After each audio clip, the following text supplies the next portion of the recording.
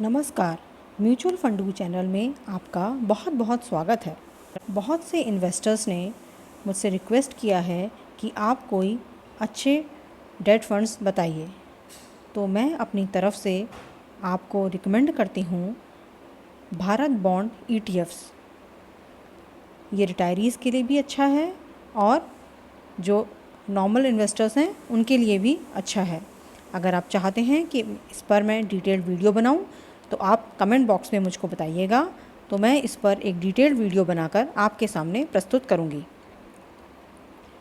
आज के वीडियो में हम चर्चा करेंगे HDFC म्यूचुअल फ़ंड के बारे में। बहुत से इन्वेस्टर्स मुझे कमेंट्स में लिखते हैं कि फ्रैंकलिन टेम्पल्टन ने उनके साथ धोखा किया है या फिर उन्हें ही इस तरह से नुकसान उठाना पड़ रहा है और ऐसी कई बातें। परंतु इस वीडियो के माध्यम से आपको यह पता चलेगा कि जो हमारे देश की नंबर 1 असेट मैनेजमेंट कंपनी है HDFC AMC, उसमें भी किस तरह से निवेशकों का पैसा फंसा हुआ है। और क्योंकि उनकी संख्या बहुत कम है, इसलिए वो लोग कोर्ट में जाकर गुहार लगाने में भी असमर्थ हैं और उनकी कहीं सुनवाई नहीं है। तो चलिए आज की वीडियो को शुरू करते हैं। यह रिपोर्ट मिंट में प्रकाशित हुई है 19 अगस्त 2020 को और इसकी हेडिंग है how the rush into close and equity funds failed investors. तो इस रिपोर्ट में ख़ास तौर पर क्लोज एंड इक्विटी फंड्स के बारे में बात हो रही है।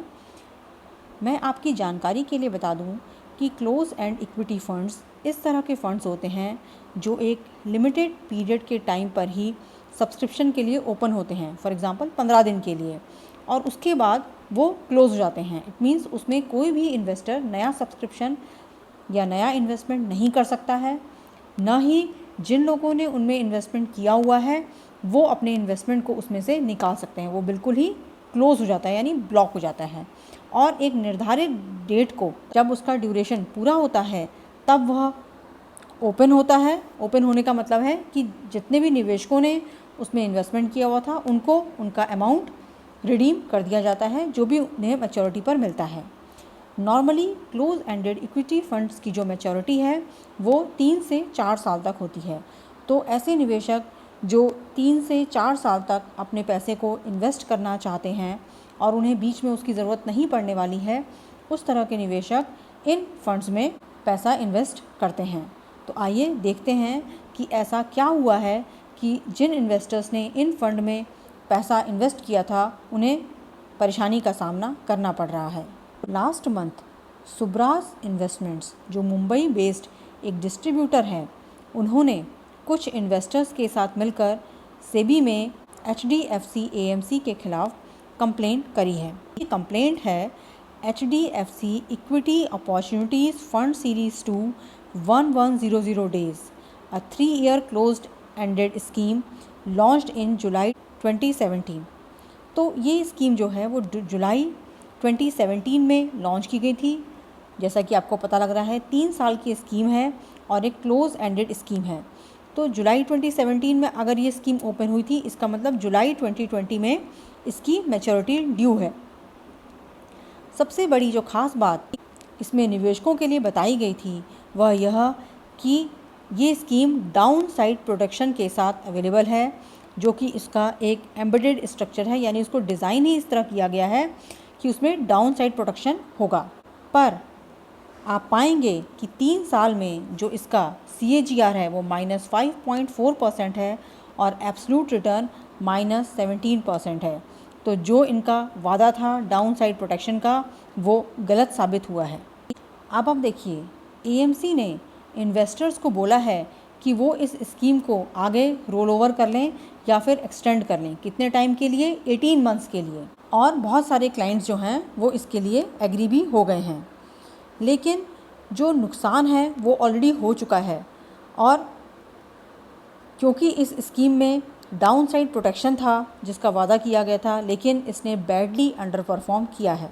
इसी पीरियड के दौरान S&P BSE 100 ट्राई ने 13.2% का रिटर्न दिया है एब्सोल्यूट टर्म्स में, जबकि इस फंड ने -17% का रिटर्न दिया है एब्सोल्यूट टर्म्स में। तो इसका मतलब ये स्कीम एक टोटल ही फेलियर रही है और जितने भी निवेशकों ने इसमें पैसा इन्वेस्ट किया होगा उन्हें बहुत ज़्यादा नुकसान का सामना करना पड़ा है। यह रिपोर्ट इस बात का आगे खुलासा करती है कि ऐसा नहीं है कि HDFC का कोई एक अकेला आइसोलेटेड केस है। एक्चुअल में 26,000 करोड़ रुपीस जो हैं वो क्लोज एंडेड फंड्स में इन्वेस्टेड हैं और ये जो स्कीम थी ये मोस्टली 2017 और 2018 में लॉन्च हुई थी जब मार्केट बहुत ज़्यादा अपसाइड मूव दिखा रहा था। इन सभी स्कीम्स का जो एवरेज टेन्योर है वो 3 से 4 साल का है और 3 साल के जो एवरेज रिटर्न है वो इनके ऑलमोस्ट ज़ीरो के आसपास हैं। तो आप देखिए किस तरह से जब मार्केट एक अप ट्रेंड में जा रहा था तो निवेशकों को इस तरह की स्कीम्स के लिए ल्योर किया गया, उन्हें ललचाया गया और अब 3 साल बाद आप देख सकते हैं कि फ्यूचर बहुत ही अनसर्टेन होता है और कोई नहीं जानता था 3 साल पहले कि 2020 में हम एक कोविड नाम की बीमारी से लड़ रहे होंगे और हमारे जो इन्वेस्टमेंट्स हैं वो इतने बुरी तरह से इम्पैक्ट हो जाएंगे। अब हम HDFC केस को डिटेल में समझने की कोशिश करते हैं। HDFC equity opportunities fund series 2 1100 days ये 15 जून 2017 को लॉन्च किया गया था जिसका टेनर 3 इयर्स था। इट मीन्स 15 जून 2020 को ये मैच्योर होगी और इसका जो यूनिक सेलिंग पॉइंट था वो था down side protection through the purchase of put options. तो पुट ऑप्शंस के द्वारा उन्होंने डाउन साइड प्रोटेक्शन को प्रोटेक्ट करने का प्रॉमिस किया था। पुट ऑप्शंस एक इस तरह का ऑप्शन होता है जो होल्डर को ये अधिकार देता है लेकिन ये उसका ऑब्लिगेशन नहीं होता कि वो अपनी सिक्योरिटी को सेल ही करे एक स्पेसिफिक प्राइस के ऊपर। तो इस तरह से जब मार्केट स्टॉक प्राइस गिर रहे होते हैं तो ऑप्शंस में एक तरह का गेन नज़र आता है, मगर कभी कभी ये सब चीज़ें बहुत ही इराटिक वे में परफॉर्म कर सकती हैं और ह्यूज लॉस भी दे सकती हैं। सबसे चौंकाने वाली बात यह है कि उन्होंने जो स्कीम में इलस्ट्रेशंस दिया था उसमें उन्होंने ये बताया था कि अगर निफ्टी 11,000 के लेवल पे पहुंचता है तो 12.8 रिटर्न मिलेंगे।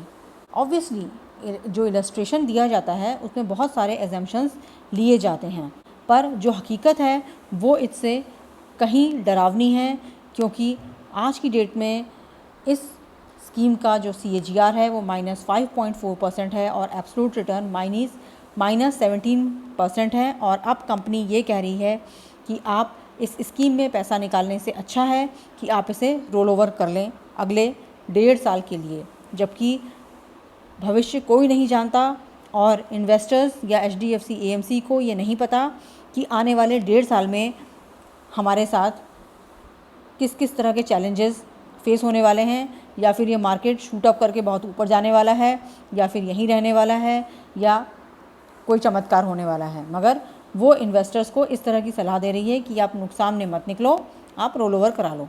जो कंप्लेंट की गई है वो ये कहती है कि जो HDFC AMC है उसने अपनी स्कीम को मिस रिप्रेजेंट किया है और उसने इन्वेस्टर्स को एक तरह से ल्योर किया है एक गलत स्कीम में पैसा लगाने के लिए। कंप्लेंट में उन्होंने इस चीज़ को भी हाईलाइट किया है कि किस तरह से स्कीम डॉक्यूमेंट में कई सारे टेक्निकल पॉइंट्स जिसमें कि एरर्स थे और जो एडवर्टाइजिंग मटेरियल था वो बहुत ही मिसलीडिंग था। सुब्राज इन्वेस्टमेंट्स ने अपनी कंप्लेंट में 3 चीज़ों को हाईलाइट किया है, यानी उनके 3 ग्रीवियंसेस हैं। फर्स्ट ग्रीवियंसेस ये है कि स्कीम में डाउन साइड प्रोटेक्शन का फीचर था। जब मार्च 2020 में मार्केट शार्पली गिरा तो उन्होंने इनपुट ऑप्शंस को एक्सरसाइज नहीं किया और इसलिए जो है डाउन साइड प्रोटेक्शन इन्वेस्टर्स को नहीं मिल पाया। तो पहला जो उनका एक यूनिक सेलिंग पॉइंट था वो ही अपने आप में फेल हो गया। सेकंड पॉइंट में वो कहते हैं जो स्कीम है उसने अपना बेंचमार्क चेंज कर दिया। पहले उसका बेंचमार्क निफ्टी 500 था और बाद में उन्होंने अपना बेंचमार्क निफ्टी 50 कर लिया। एक और चीज़ जो बहुत ज़्यादा ध्यान देने वाली बात है कि जो पुट ऑप्शंस होते हैं वो हर स्टॉक में अवेलेबल नहीं होते हैं और इंडेक्स में अवेलेबल होते हैं। तो इसके कारण क्या हुआ कि जो एक्चुअल पोर्टफोलियो था स्कीम का, जो डाउन साइड प्रोटेक्शन उन्होंने प्रॉमिस कर रखा था, उसमें एक बहुत बड़ा मिसमैच आ गया क्योंकि बेंचमार्क निफ्टी 50 हो गया और जो फंड था वो निफ्टी 500 से अलाइन था। थर्ड जो उनका ग्रीवियंस है वो ये कहता है कि 3 साल में 3 डिफरेंट फंड मैनेजर्स इस फ़ंड के चेंज हो गए और जिन्होंने अपनी अपनी स्ट्रेटजीज़ लगाकर इस फ़ंड को अपने तरीके से डील किया। एक फ़ंड मैनेजर ने इन तीनों का रिप्लाई देते हुए बोला है कि जो फ़ंड मैनेजर्स होते हैं उनको चेंज करना होता है, वो एएमसी के कंट्रोल में नहीं होता है, ये कभी भी हो सकता है। सेकेंडली वो ये कहता है कि जिस तरह से मार्च के महीने में मार्केट्स गिरे उससे ये पॉसिबल नहीं था ह्यूमनली कि हम पुट ऑप्शन को अप्लाई कर पाते हैं। दूसरा, जब मार्केट गिर रहा था तो कुछ large cap fund under perform कर रहे थे और निफ्टी 500 में ये पॉसिबल नहीं था कि वो पुट ऑप्शन अप्लाई करते। नेक्स्ट इस आर्टिकल में बताए गए हैं कि लेसन्स फ्रॉम द केस, यानी इस तरह के केस से हमें क्या शिक्षाएं मिलती हैं। तो क्योंकि अब ये मैटर सेबी के पास रजिस्टर हो चुका है, कंप्लेंट जा चुकी है, तो सेबी जो है वो इस मैटर को रिजॉल्व करेगा, लेकिन कुछ क्वेश्चन जो उठते हैं उसके बारे में हम डिस्कस करेंगे। फर्स्ट लेसन ये है कि जो म्यूचुअल फंड इंडस्ट्री है वो ये प्रीच करती रहती है कि हमें लॉन्ग टर्म इन्वेस्टिंग पर ध्यान देना चाहिए, लेकिन जब प्रोडक्ट लॉन्चिंग की बारी आती है तो वो 3 से 4 साल के क्लोज एंडेड इक्विटी स्कीम्स को लॉन्च करती है, जो कि एक लॉन्ग टर्म इन्वेस्टिंग के प्रोस्पेक्ट्स के बिल्कुल अगेंस्ट है और ये कहीं से भी लॉन्ग टर्म इन्वेस्टिंग को प्रमोट नहीं करता है। सेकेंड, जो एक आइडिया है ये क्लोज एंडेड फंड का, ये अपने आप में ही एक बहुत बड़ा क्वेश्चन मार्क खड़ा करता है, क्योंकि ये इन्वेस्टर्स की लिक्विडिटी को ब्लॉक कर देता है। इसलिए क्लोज एंडेड म्यूचुअल फंड्स में हमें वैसे भी पैसा नहीं लगाना चाहिए, क्योंकि एक तो फ्यूचर बहुत अनसर्टेन है, तो हमें रिटर्न्स कैसे होंगे इसके बारे में पता नहीं रहता। दूसरा, अगर हमें ऐसा लग रहा है कि रिटर्न्स नेगेटिव होने वाले हैं या हमें और कोई ज़रूरत है पैसे की, तो हम इसमें पैसा नहीं निकाल सकते हैं। सेकेंडली, आप ये भी देखिए कि जो क्लोज एंडेड फंड होते हैं उसमें फ़ंड मैनेजर चेंज होने पर या बेंचमार्क चेंज होने पर कोई भी एग्ज़िट ऑप्शन नहीं दिया जाता है, जबकि इस तरह का एग्ज़िट ऑप्शन देना चाहिए, क्योंकि फंडामेंटल्स जो हैं स्कीम के वो चेंज हो रहे हैं। नेक्स्ट वो कहते हैं कि 2018 के बाद से जो क्लोज एंडेड फंड है वो बहुत ही कम लॉन्च हुए हैं। 2019 और 20 में ऑलमोस्ट ना के बराबर जो क्लोज एंडेड फंड है वो लॉन्च हुए हैं, क्योंकि 2018 जनवरी के बाद से आपको पता है मार्केट जो है वो लगातार गिरने लगा था। मिड कैप, स्मॉल कैप बहुत ही ज़्यादा अंडर परफॉर्म कर रहे थे और इसीलिए 2019 और 2020 में बहुत ही कम क्लोज एंडेड फंड लॉन्च हुए हैं। क्लोज एंडेड फंड्स के संग जो एक और बहुत बड़ी प्रॉब्लम है वो ये है कि इनका कोई ट्रैक रिकॉर्ड नहीं होता और जो इन्वेस्टर्स हैं उनके लिए इसको ट्रैक करना या इसकी पास्ट परफॉर्मेंस देखना, इसके बाकी एट्रीब्यूट्स देखना बहुत ही डिफ़िकल्ट हो जाता है। जो लास्ट पॉइंट है वो बहुत ही इम्पॉर्टेंट है और आप इसको ध्यान से सुनिएगा। वो ये कहते हैं कि जब सेल्स प्रेजेंटेशन किए जाते हैं या कोई फ़ंड को लॉन्च किया जाता है, उनके बारे में प्रमोशन मटेरियल छापे जाते हैं, अलग अलग जगह प्रेजेंटेशन दिए जाते हैं, तो आपको थोड़ा सा सोचना चाहिए, क्योंकि 2017 जून में जब इस पर्टिकुलर स्कीम को लॉन्च किया गया तो कंपनी ने प्रमोशन मटेरियल में जो बातें लिखी वो थी, first, bottoming of the non performing asset cycle, second, recovery in the capex cycle and shift from unorganised to organised sector, क्योंकि उस समय जीएसटी लॉन्च हुआ था। लेकिन आज के टाइम पे अगर हम देखें तो ये तीनों ही पॉइंट्स जो हैं वो वैलिड नहीं होते हैं। ना तो एनपीए साइकिल बॉटम आउट हुई है, ना ही केपेक्स में कोई रिकवरी आई है, और जो जीएसटी है वो भी बहुत सारी प्रॉब्लम से जूझ रहा है। यह चार्ट बहुत ही इंपॉर्टेंट है, इसको ध्यान से देखिए। सबसे ज़्यादा क्लोज एंडेड स्कीम्स जो हैं वो सुंदरम एएमसी ने लॉन्च करी हैं और सबसे कम ईडलवाइसेस एएमसी ने। अगर आप ईयर वाइज डिस्ट्रीब्यूशन देखें तो आप देखेंगे 2017 में 40 स्कीम्स और 2018 में 43 स्कीम्स लॉन्च हुई थी। तो इसी तरह से आगे भी हो सकता है कि जब मार्केट कंडीशन सुधरे और एक इकनॉमी में बूम आए तो फिर से इन क्लोज्ड एंडेड स्कीम्स का तांता लग जाए और फिर से निवेशक उनके जाल में फंस जाएं। तो बहुत ज़रूरी है कि आप अलर्ट रहें और सोच समझकर निवेश करें। हो सकता है आपने इन क्लोज एंडेड फंड्स में कभी इन्वेस्ट न किया हो, पर इस वीडियो को बनाने का मेरा मकसद ये है कि मार्केट में नए नए तरह के इन्वेस्टमेंट प्रोडक्ट्स आते रहते हैं और वो आपको अलग अलग बातें बता कर ल्योर करते रहते हैं, लेकिन आपको हमेशा एक्सपर्ट का एडवाइस लेना चाहिए, उसके बारे में मटेरियल को पढ़ना चाहिए और बहुत सोच समझ कर ही पैसा लगाना चाहिए। रिटर्न्स के पीछे नहीं भागना चाहिए। इसी के साथ मैं अपने वीडियो को यहीं विराम देती हूँ। इस चैनल पर अपना समय व्यतीत करने के लिए बहुत बहुत धन्यवाद। Thank you.